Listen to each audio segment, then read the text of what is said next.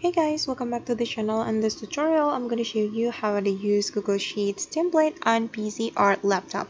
So let's get started. Here I have opened my Google application on my laptop, and if you want to open the Google Sheets, the first thing we have to do is we can click on this button, then we can scroll down until we find Sheets, and this is the Google Sheets, so just tap on it. And if you want to use the Google Sheets template, you just need to click on template gallery right here, and there are a lot of templates that we can use. You can choose schedule template, to the list, and then annual budget or calendar, and you can choose it as you need.